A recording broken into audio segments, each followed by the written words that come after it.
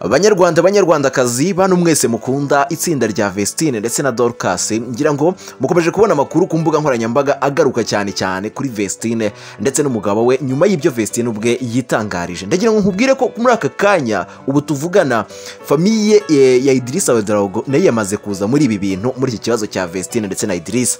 Urumva nyuma y'uko Vestine atangaje ibi ngibi hari andi makuru yagiye amenyekana cyane, yarahishwe asa nkaho yaramaze n'iminsi kandi amakuru akomeye kuri iyi famiye, kuko nubwo itangazamakuru riri kuvuga ko bari bamaranye iminsi 136 babana, ntabwo iyo minsi igera kubera ko Vestine amaze igihe muri Canada. Kuba amaze igihe muri Canada rero nabyo biri mu byatumye uyu muryango cyangwa se famiye ya Idrissa ndetse na Vestine kuri ubu ngubu batari kuvuga rumwe. Ndagira ngo nkwereke neza ibintu byatumye Vestine posting ari amagambo nifashishije ibimenyetso bigaragara. Ngira ngo muranabyibuka yuko mbere yuko babana aba bombi bari batangaje mu itangazamakuru bavuga ko ngo Vestine Idrissa yamaze kumwemerera ko azakomeza gukora umuziki we ndetse bakabana hano mu gihugu cy'u Rwanda. Rero ibyo ngibyo Idrissa yaje kuba abishishamo umurongo, aramubwira ati ibyo wigira byose ndakujyana muri Burkina Faso. Ni ibintu birebire, ndagira ngo tubibanemo neza akantu ku kandi. Ngo wayikaze kuri Adimount New.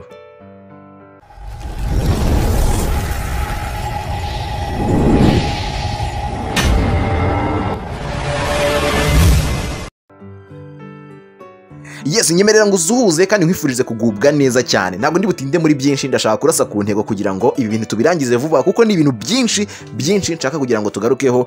Narabyanditse hano rwose, ni ibintu byinshi kandi birebire.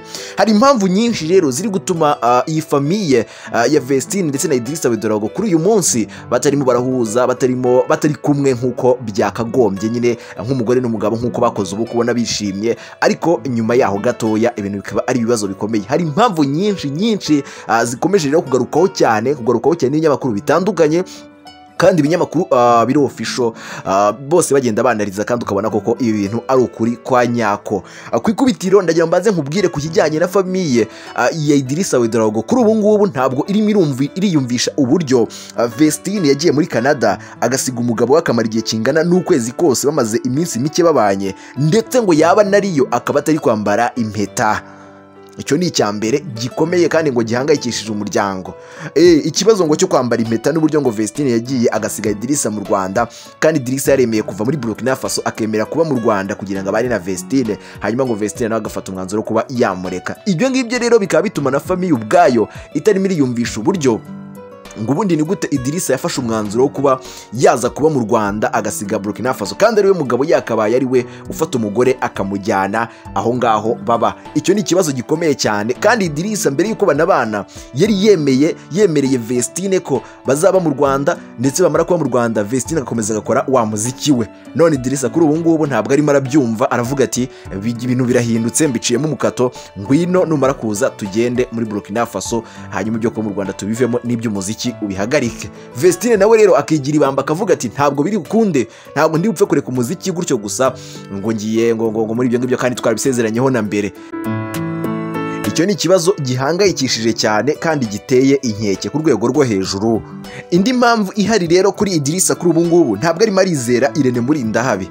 Nakibaza ko sinzi uburyo nyine abifatamo n'uburyo bitekerezamo, ntabwo arimo arizera Irene Murindahabi aho yajyanye na ba Vestine muri Canada. Ibyo bamubwiye ntabwo abyumva, nubwo bambwira ati mu bitaramo bari mu murimo w'Imana, ntabwo kuri ubu ngubu Idrissa arimo arabyumva, nta nubwo ari kubyumvisha habe na gatoya.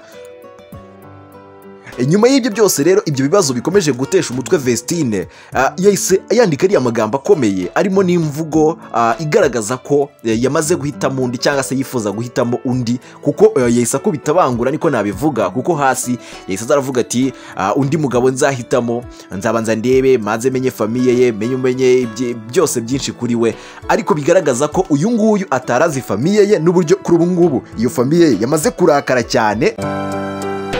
Mbese nyine bameze nk'abari muri filime kuri uyu munsi. Ibintu byose bari kubona ni bishya mu maso yabo, bari kubona ibintu bishya byinshi, bakabona abo kwa kundi famiye babonaga ari abantu beza bitwara neza, kuri ubu ngubu babahindukanye barakaye cyane.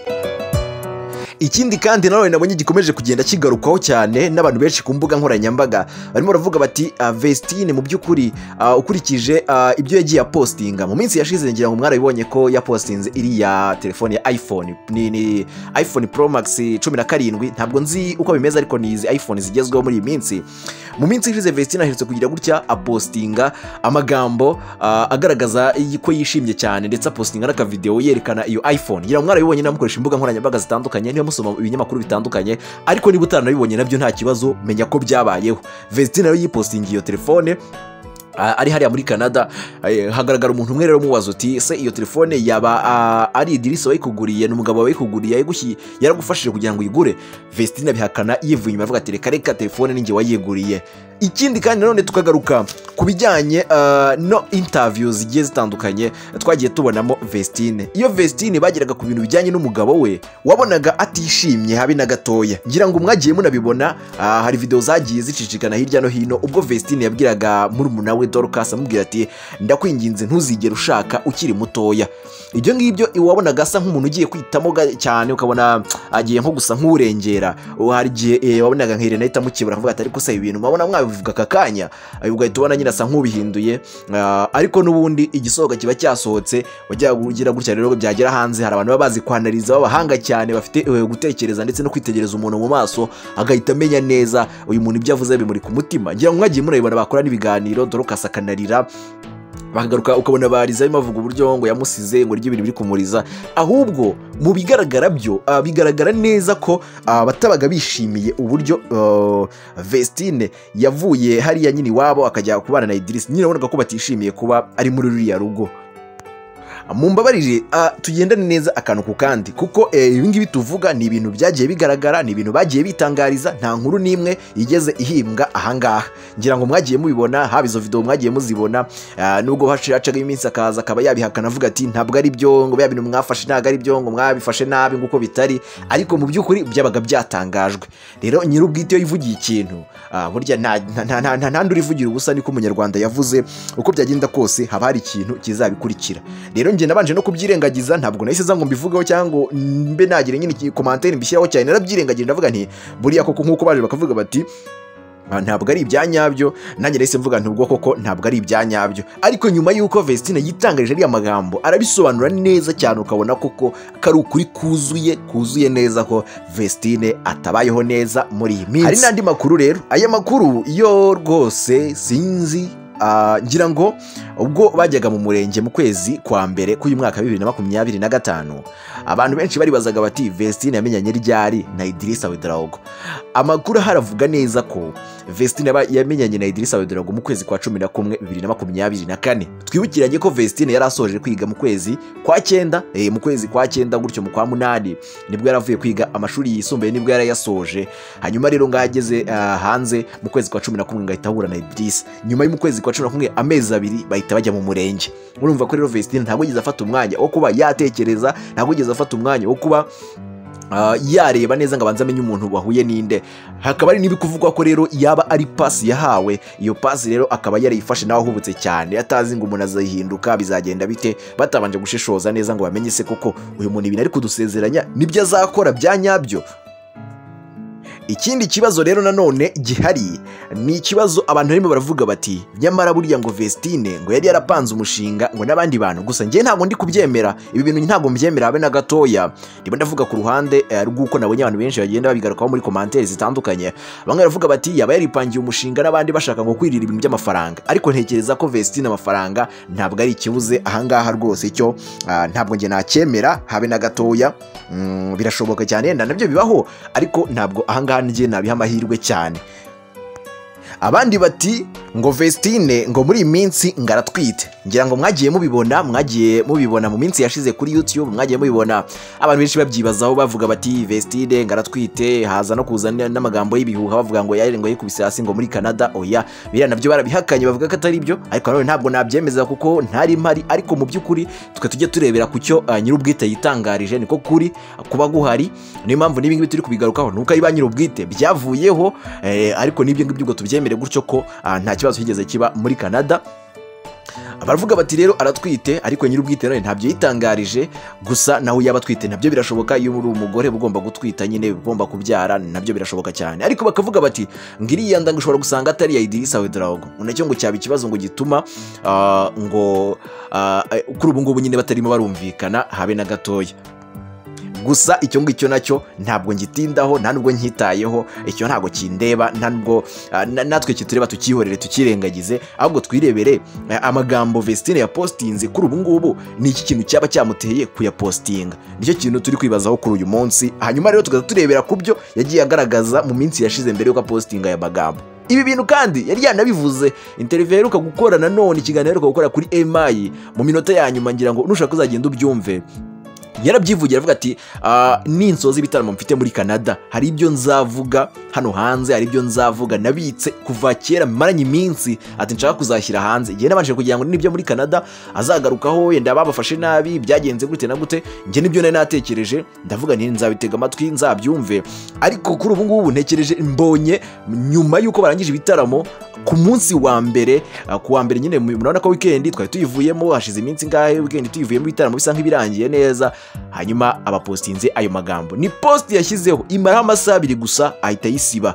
Ariko kuri ubu account ya Vestine ntabwo iri kubarizwa amafoto ya Idrissa Ouedraogo. Ibi ngibi ntumve ko byagiye bikagera kure, ku buryo n'abantu benshi ku mbuga nkoranyambaga nabonye bakomeje kugenda by'umwihariko kuri X, harimo abantu bari kumwiyitirira bakagenda baza bandika ngo rwose ngomba barirenga ibi bintu, ngo ntabwo ari njye wabipostinze, ngo banyibiye account. Ariko iyo umuntu yibiwe account ukuntu biba bimeze, ako kanya itangazamakuru ritari bimenya, kandi bagerageza no kuvugisha ukaboneka. Vestine ntabwo ari kuboneka mu itangazamakuru ngo agire ikintu yaba yavuga.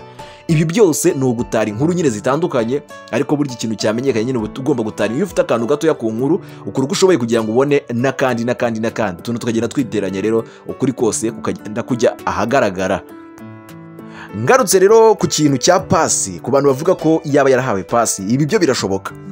Kandi nanone kubera ko ntabwo numva ukuntu umuntu w'imyaka 42 yifata agahura n'umwana w'imyaka 22, 21. Urumva ko aba ari umwana mutoya, ntabwo aba bantu bahura, ntabwo imyaka yahura, ntabwo baza ngo bihuze gutyo gusa hajemo pasi. Umuntu wazanyemo pasi rero agomba kuba afitemo ikibazo gikomeye cyane, niwe ugomba no kwirengera ibi bintu akamenya n'ukuntu azabikemura. Biri bintu byo gutanga pasi ntabwo ari byiza, mw'abantu mwe burya ntitukabone dukora ibintu tugira ngo ni iby'akahe gatoya. Umuntu ugiye kubana n'undi aba ari ikintu gikomeye, ariko tukwiye kwitondera tugatekerezaho kabiri mbere yo kugira ngo tubashyigikire babane koko. Kuri ubu ngubu rero igihari ni uko umugabo ashaka kujyana Vestine muri Burkina Faso, hanyuma bakajya kubayo, hanyuma Vestine ibyo ngibyo akaba atarimo arabikozwa muri iyi minsi rwose. Ntabwo ibyo bintu arimo arabyumva, ndetse na management ye ntabwo irimo irabyumva. Nyine abo bakorana bose bavuga bati oya, nk'uko twasezeranye ko tugomba kugumana, tuzanagumana nyine tujye dukora, hanyuma utahe mu rugo rwawe. Ibyo ngibyo rero ntabwo Idrissa Ouedraogo ndetse na famiye barimo barabyumva habe na gatoya. Bikaba ari nabyo byatumye Vestine nyine aza kuri mbuga nkoranyambaga ze yababaye cyane, agapostinga ariya magambo nyine agaruka ku buryo ababaye cyane, ndetse yanahisemo nabi. Ukumva ko yamaze no kubyanzura ko undi mugabo azahitamo azabanza kumumenyaho byinshi bigiye bitandukanye. Hari n'abandi bari kuvuga ngo ni prank, ngo ushobora gusanga ari ibintu byo kubeshya kubera ko bifite indirimbo yitwa Usisite bagiye kuba bashyira hanze. Ibyo nabyo tuzagenda tubimenya akantu ku kandi buhoro buhoro. Ngayo nguko rero ndagushimiye cyane wowe wafashe umwanya wawe ukabana nanjye kuva iyi video itangiye kugera irangiye. Reka duhurire mu bindi biganiro.